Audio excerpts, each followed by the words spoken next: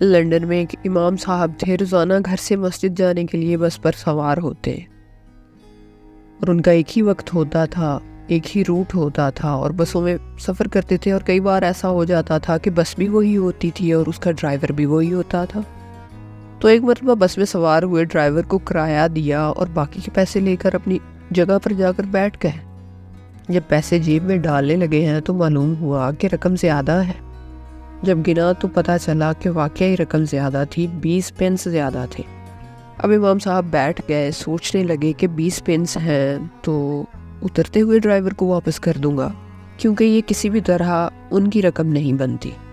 مگر ابھی یہی سوچ رہے تھے کہ پھر ایک اور سوچ آئی کہ اتنے تھوڑے سے پیسوں کی کون پرواہ کرتا ہے۔ ٹرانسپورٹ کمپنیز ہیں، بسوں کی کمائی سے لاکھوں پاؤنڈ کماتی ہیں، تو ان 20 پینس سے کیا فرق پڑے گا؟ چلو رکھ لیتا ہوں، اسے سمجھ لیتا ہوں کہ اللہ کی طرف سے انعام ملا ہے۔ ابھی اسی کشمکش میں تھے کہ انہیں واپس کروں یا نہ کروں۔ اب امام صاحب کا سٹاپ آ گیا، بس رک گئی اور امام صاحب اترنے لگے تو غیر دانستہ طور پر ان کا ہاتھ جیب میں گیا اور انہوں نے وہ 20 پینس نکال کر ڈرائیور کو واپس کر دی۔ انہوں نے ڈرائیور سے کہا کہ یہ لیں 20 پینس، لگتا ہے آج آپ سے غلطی ہو گئی اور آپ نے مجھے زیادہ رقم واپس کر دی۔ ڈرائیور نے 20 پینس واپس لیے اور مسکرایا اور ان سے کہا کہ آپ وہی ہیں نا جو مسجد میں امامت کرتے ہیں؟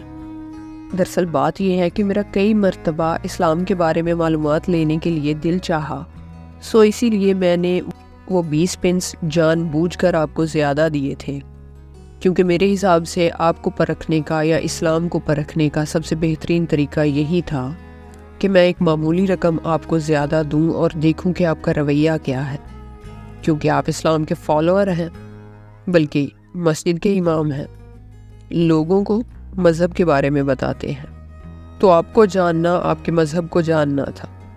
امام صاحب جیسے ہی بس سے نیچے اترے، انہیں ایسے لگا جیسے ان کی ٹانگوں میں سے جان نکل رہی ہے، گرتے گرتے بچے، آسمان کی طرف منہ کر کے دیکھا اور دعا مانگنے لگے کہ یا اللہ مجھے معاف کر دینا، میں ابھی اسلام کو 20 پینس میں بیچنے لگا تھا۔